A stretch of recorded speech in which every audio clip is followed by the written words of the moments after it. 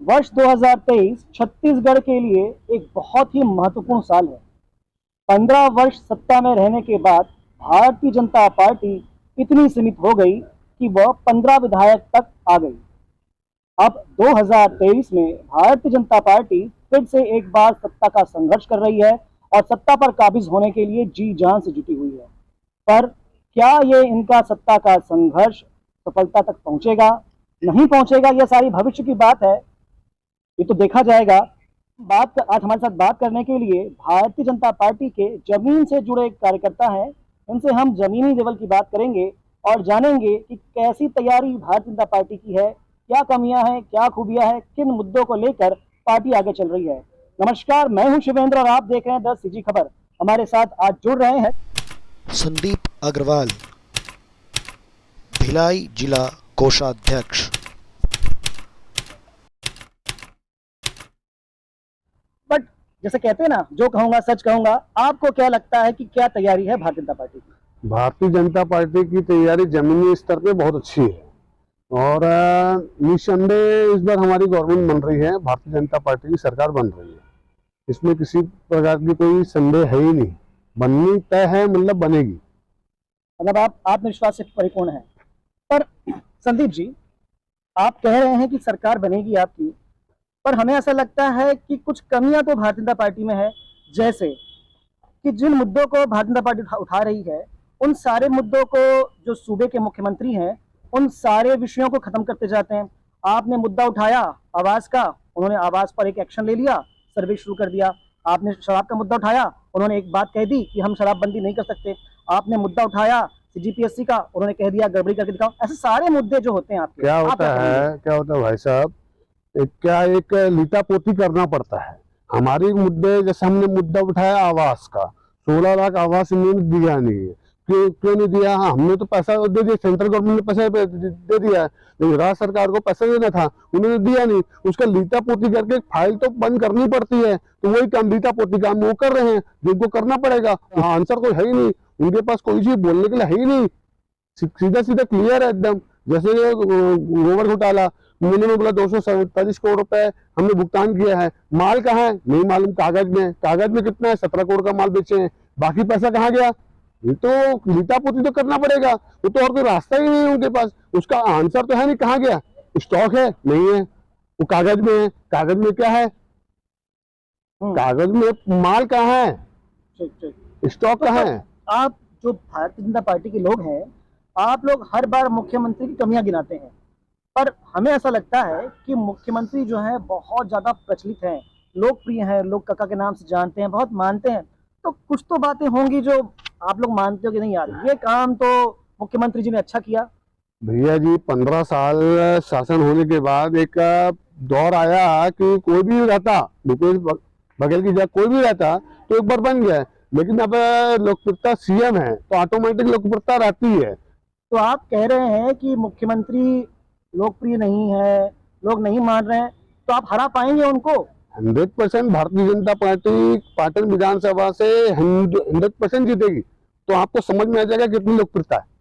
आप कह रहे हैं, मुझे आश्चर्य हो रहा है। मैंने जब पाटन में सर्वे किया, मैंने लोगों से बात की, तो लोगों का कहना है कि मुख्यमंत्री ने पाटन में इतना काम कराया है कि उन्होंने भविष्य में कभी जीवन में इतना काम नहीं देखा। आपको एक जानकारी, छोटी सी जानकारी दूंगा। जो रोड का जाल दिख रहा है वहां पे, जी हाँ, जो रोड का जाल दिखता है, वो केंद्र शासन की योजना है, कोई स्टेट गवर्नमेंट की रोड नहीं है। वो प्रधानमंत्री सड़क योजना के तहत सड़क बनी है वो। आप जो आज जो देश ग्रोथ कर रहा है, हर जगह ग्रोथ कर रहा है, जमीनों के रेट बढ़ रहे हैं, ये तो केंद्र शासन के कारण ही बढ़ रहे हैं। इसमें कोई उनका एक विशेष का ऐसा कुछ नहीं है। तो आप कह रहे हैं कि मुख्यमंत्री कमजोर हैं?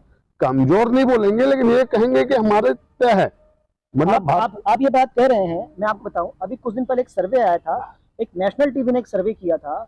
उसमें मुख्यमंत्री की लोकप्रियता जब देखी गई, तो लगभग 69% लोग ये चाहते हैं कि भूपेश बघेल वापस सीएम बने।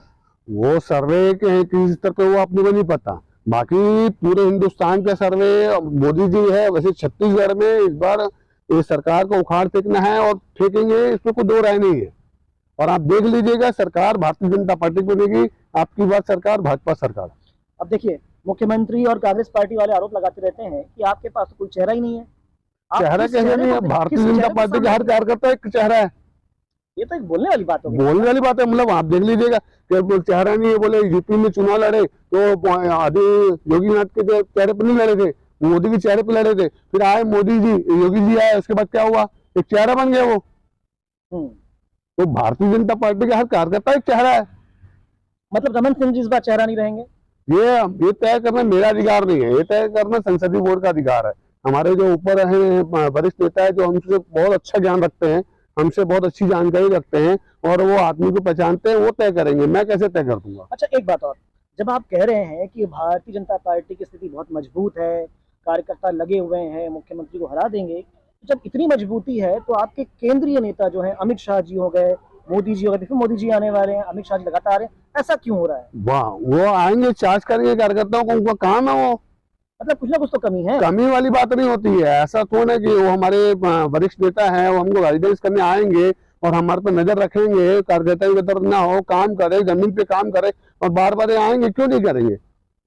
हर जगह होता है, यहाँ भी होगा, क्यों नहीं होगा? भारतीय जनता पार्टी एक विचारों की पार्टी है, हिंदुत्व पार्टी है, सबको एक धागे में पिरो के रखने वाली पार्टी है और वरिष्ठ नेता लोग अपने अपने तरीके से लगते हैं और लगेंगे।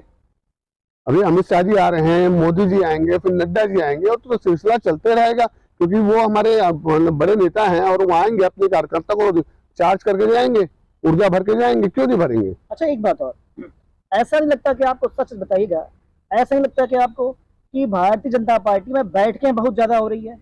जो हमको इनपुट्स मिलते हैं, ऐसा हमको सुनाई पड़ता है कि आज आपका बैठक, कल कहना लगातार बैठकें हो बहुत रही हैं। सही है कि बैठकें ज्यादा होती है, लेकिन ये सब किन्हीं किन्हीं कारणों से रखी जाती है। सबको एकजुट में काम पे लगाने के लिए, एकजुट में एक धागे में पिरोने के लिए बैठकें रखी जाती है, समन्वय बैठाया जाता है कि किसी प्रकार का विवाद ना हो, किसी प्रकार की दिक्कतें ना हो, और इसलिए बैठकें हो रही है। बैठकें थोड़ा एक ही विषय के लिए बार बार थोड़ा होती है, वो तो हर विषय अलग अलग होता है। जैसे कि कोई महीना लाभार्थियों के लिए रहता है, कोई महीना बूथ को बूथ सशक्तिकरण के लिए होता है। बैठकें उस स्तर पर होती है, अलग अलग विषय होता है, बैठकें एक ही विषय के लिए बार बार नहीं होता है। संदीप जी, आपको नहीं लगता कि आपकी भारतीय जनता पार्टी जो है वो मुद्दे जनता तक पहुंचाने में अभी भी कामयाब नहीं हो पाई है?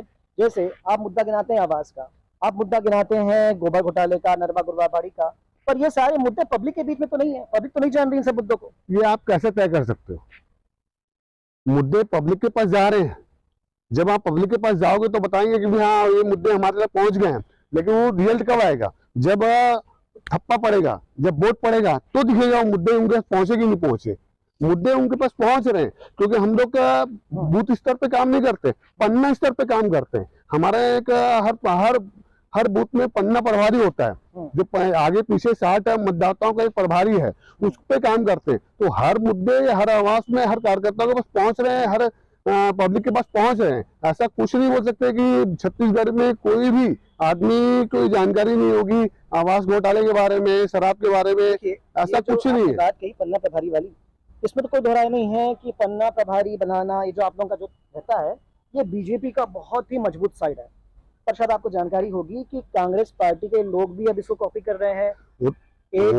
आपका कहना सही है, समथिंग ऐसा कुछ कॉपी करते हैं और करना चाहिए, लेकिन आसान नहीं है। वहाँ कोई कार्यकर्ता नहीं, नेता है। वहाँ पे बूथ के लिए आप सीएम का बैठकें होती है, तो आपको दिखता है कितनी पब्लिक है और कितना खर्चा किया जाता है। पूरा शासन का 15 दिन टेंट लगाने में लग जाता है। उससे ये साबित होता है कि कांग्रेस में नेता है, कार्यकर्ता नहीं है, सेवा दल खत्म हो गया है। ऐसा कैसे कह सकते हैं भाई? आपके सामने की बात है। वहाँ पे जो कांग्रेस में कार्यकर्ता पन्ना प्रभारी तो पूछ जाओ, बूथ भी बनना ले बहुत बड़ा बात है। इतनी कमजोर भी कांग्रेस नहीं है। कांग्रेस कमजोर नहीं बोलता, लेकिन ऐसा नहीं है कि वो हमारी कॉपी कर पाएगी।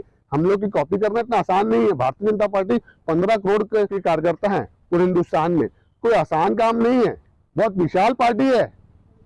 आप देख सकते हैं कि संदीप जी अपनी पार्टी का पक्ष बड़े मजबूती के साथ में रख रहे हैं, पर हम भी भाजपा की कमियों को इनको बताते रहेंगे। एक कमी और आपकी पार्टी की है, वो कमी ये है कि भारतीय जनता पार्टी में कहीं ना कहीं आपस में नेताओं की नहीं बनती, दूरियां हैं, ये सब बातें अक्सर सुनने क्या होता है, माध्यम से भी आ जाती क्या होता है, एक अपना जो बड़ा परिवार होता है, हाँ। तो बड़े परिवार में सबके अपनी अपनी एक अपेक्षा रहती है, उस अपेक्षा में ऐसा बोल सकते हैं, बाकी ऐसा कुछ नहीं है। चुनाव के समय सब एक होकर काम करेंगे, क्योंकि सबका लक्ष्य भाजपा की सरकार बनाने का है। बात नहीं है, जब तक आदमी एक रहता है, सबकी अपेक्षा रहती है, उनके कार्यकर्ताओं की अपेक्षा रहती है, तो लेकिन एक समय तक रहता है। जब चुनावी माहौल आएगा, सब मिलके हम लोग काम करेंगे, और सब हम मिलके काम कर रहे हैं, एक मंच पे सब रहते भी हैं। आप देखोगे हम लोग सभी कार्यक्रम में, सभी मंच में सभी लोग बड़े हमारे बड़े नेता थे। ऐसा कुछ नहीं है कि मैं मतलब एक ही जन था। तो ये मिलके सब काम करेंगे और हमारी सरकार बनेगी, इसमें कोई दो राय नहीं है। ये नहीं बोल सकते कि हमारी सरकार नहीं बनेगी। चलिए, आपको मैं बहुत परेशान किया, अब आपको एक सुखद बात बताता हूँ। आपको शायद आपको जानकारी होगी कि कांग्रेस का एक सर्वे आया है, जो कांग्रेस का अंदरूनी सर्वे था। इस सर्वे में बताया गया कि कांग्रेस के लगभग 37 सिटिंग एमएलए जो हैं, एमपी जो है, एमएलए जो हैं, वो हार रहे हैं। अभी रुकिए आप, अभी आप रुकिए। हर महीने एक नया सर्वे आएगा और हर महीने एक नया आएगा, उसमें आपको समझ में आएगा कि 37 आ रहे हैं कि 45 हार रहे हैं कि 50 हार रहे हैं। मतलब आप तो संख्या बढ़ा दे रहे हैं। वो तो आने वाला समय बताएगा वो। पर देखिए, जब ये सर्वे आया है तो इस सर्वे के बाद मुख्यमंत्री बहुत मजबूत हैं, अच्छे रणनीतिकार माने जाते हैं, तो कहीं ना कहीं वो भी तो मैनेज करेंगे अपनी, वो भी ताकत लगाएंगे। उनको भी अधिकार है ताकत लगाना, काम करना है, लेकिन हमको भी अपना काम करना है, उनको भी अपना काम करना है। हम चाहते भी हैं वो अपना काम करें, हम अपना काम करें, तब तो मजा आएगा। आपका जो जिला है वो भिलाई जिला है, लगभग आपके जिले में 2 पूरी सीट आती है और 3 आधी आती है। तो अभी 2-3 महीना बचा हुआ है, तो क्या आप लोगों ने अपने यहाँ अपने विधानसभा क्षेत्रों में कुछ प्रत्याशी तय कर लिए हैं क्या? प्रत्याशी तय करना अधिकार हमारा नहीं है। हमारा काम है पब्लिक में जाना, कार्यकर्ताओं के साथ मिलकर काम करना। प्रत्याशी तय करने का अधिकार केंद्रीय संसदीय बोर्ड को है, हमको नहीं है। हम प्रत्याशी तय करने नहीं, इतने बड़े नेता नहीं है। और संसदीय बोर्ड होता है, हमारा एक विधान होता है, उस हिसाब से चलना होता है, और वो संसदीय बोर्ड ही तय करता है। हम लोग तय नहीं कर सकते। हमारा काम है काम करना है, कार्य करना। अच्छा, सुनने में ये आ रहा है कि आपके विधानसभा क्षेत्रों में इस बार प्रत्याशियों की संख्या बहुत ज्यादा है। रहनी भी चाहिए, लगभग 50 भाई 50 क्यों, जितना रहनी चाहिए, क्या दिक्कत है? प्रत्याशी जितने अधिक रहेंगे उतना अच्छा काम होगा। तो ऐसा लग रहा है कि भारतीय जनता पार्टी के पास इस बार कार्यकर्ता कम है, नेता ज्यादा है। नहीं, 17 करोड़ जनसंख्या है हमारी कार्यकर्ताओं की। 17 करोड़ हम लोग के सदस्य कार्यकर्ता हैं पूरे हिंदुस्तान में। तो भिलाई में भी कम से कम 20,000, 25,000, 30,000 हैं। तो आप संख्या बता रहे 50, बहुत अंतर है। फिर भी जब 50 आपके प्रत्याशी होंगे, 50 में से एक छटेंगे ना, दिक्कत क्या है? प्रत्याशी हर कार्यकर्ता होने, हर को कार्यकर्ता को प्रत्याशी बनने का हक है, और क्यों नहीं बनेगा? अच्छा देखिए, जब इतने सारे प्रत्याशी होंगे, चुनाव तो किसी एक का होना है, सब एक मंच पे आ जाएंगे वापस। जब प्रत्याशी पहले समझ गए, सब आएंगे, पार्टी के लिए काम करेंगे, और सबका अधिकार है मांगना भाई, क्यों नहीं मांगेगा? सभी एक साथ आ जाएंगे 100%।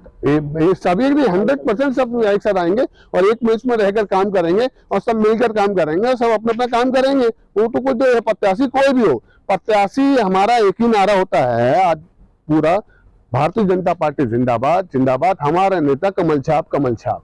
प्रत्याशी कोई भी हो, हमको जिताना है कमल छाप को, वोट देना है कमल छाप को। रीति हम कमल छाप की मान रहे, प्रत्याशी की नहीं मान रहे। हम जुड़े हैं सब, भारतीय जनता पार्टी के लोग जुड़े हैं। भारतीय जनता पार्टी के जो काम करने तरीके को, मोदी को, सबको देख के वो कर रहे हैं। आज देश को कहाँ पहुंचा है, भारतीय जनता पार्टी ने बनाया, आदमी ने नहीं पहुंचा है। मोदी जी का नाम लिया, मुझे एक बात और कमी लगती है कि भारतीय जनता पार्टी अभी जो तैयारी कर रही है, तो उन सारी तैयारियों में वो हमेशा मोदी जी के नाम को, मोदी जी के काम को गिना रहे हैं। आप देख सकते हैं कर्नाटक का जो चुनाव था, कर्नाटक के चुनाव में मोदी जी सामने आए थे, मोदी जी का चेहरा था, उसके बावजूद भी भारतीय जनता पार्टी हारी। कारण ये था कि लोग समझ गए हैं कि केंद्र के लिए अलग व्यक्ति और राज्य के लिए अलग व्यक्ति, अलग नीति। आप मोदी जी के चेहरे को इसलिए दिखाते हैं कि मोदी जी एक मॉडल बन चुके हैं, पूरे वर्ल्ड के सबसे बड़े नेता बन चुके हैं। और जो आज हमारे हिंदुस्तान को जिस प्रकार से उसने आगे बढ़ाया है, आज आप पूरे हिंदुस्तान में आप चले जाइए, किसी भी विदेशी जो विदेश से आता है, कोई भी भारतीय, उससे पूछिए तो बताएगा, अरे भारतीय भारतीय का नाम लेते ही अलग गौरव महसूस होता है, अलग इज्जत मिलती है। तो मोदी तो एक बन चुके हैं। मैं आपकी बात को समझ रहा हूँ, आप ठीक कह रहे हैं कि मोदी जी एक चेहरा है, सब कुछ ठीक है, पर मोदी जी केंद्र के लिए अभी भी नो डाउट मोदी भाई साहब आपकी जानकारी के लिए आपकी जानकारी के लिए बता देता हूँ, राज्य में सरकार यदि मोदी जी की सरकार होगी तो जो इतने जो पैसे आते हैं वो सही जगह यूज हो पाएंगे। जैसे कि जो हजारों करोड़ रुपए लाखों करोड़ रुपए आते हैं वो सही जगह यूज हो पाएंगे। कैसे यूज होंगे? जब मतलब इन लोग भ्रष्टाचार खत्म हो जाएगा, काम होगा। मोदी जी जो मेहनत कर रहे हैं उसका रिजल्ट यहाँ पे राज्य सरकार होगी तभी भी तो दिखेगा, नहीं दिखेगा कैसे? आज आप लोग परेशान है नहीं है, एक नया घोटाला डेली आता है। ये सारी बातों को आप लोग कर्नाटक में समझा नहीं पाए थे? कर्नाटक में कहाँ चूक हुई है, वो केंद्रीय नेता समझेंगे, उस लायक में हो नहीं, और वो केंद्रीय नेता अच्छे समझते हैं। कुछ ना कुछ चूक कर्नाटक में हो गई थी। चूक हुई, मैं आपको खुद बता रहा हूँ, वो राष्ट्रीय वहाँ स्वीकार तो 100% हार तो स्वीकार है, लेकिन वो समीक्षा, उसकी समीक्षा केंद्रीय नेता कर रहे होंगे 100%। उनके ऊपर भी जितनी चिंता उनको है उनकी चिंता हमसे कई गुना अधिक चिंता उनको है। अच्छा चलिए, अब अंतिम प्रश्न, कितने सीटों तक भारतीय जनता पार्टी इस बार पहुंचेगी? 50+। 50+। अमित शाह जी शायद कुछ 65+ 65 बोल रहे हैं, तो आप कम कर दे रहे हैं। मैं कम नहीं किया, 50+ बोला कि 65 भी आ जाए तो प्लस है ना। ठीक है, 50+, 65+, ठीक है, अच्छी बात है। तो ये थे संदीप अग्रवाल जी, जो भारतीय जनता पार्टी भिलाई जिला के कोषाध्यक्ष है। बाल्यकाल जिसे कहा जाता है, बचपन से ही इनका जो परिवार रहा है वो भारतीय जनता पार्टी का परिवार रहा है। इनके जो पिताजी थे, सभी जिसे जनसंघ कहा जाता है, जिसके बाद भारतीय जनता पार्टी बनी, उसी परिवार से आते हैं, जनसंघी परिवार से आते हैं, अच्छी समझ राजनीति की रखते हैं, जमीन से जुड़े हुए कार्यकर्ता हैं। हम इसी प्रकार से और लोगों से बात करेंगे, कांग्रेस पार्टी के और कार्यकर्ता नेताओं से बात करेंगे, जानेंगे समझेंगे कि कौन सी पार्टी किस प्रकार की तैयारी इस चुनाव में कर रही है। अच्छी और सच्ची खबर के लिए बने रहें द सीजी खबर के साथ। धन्यवाद।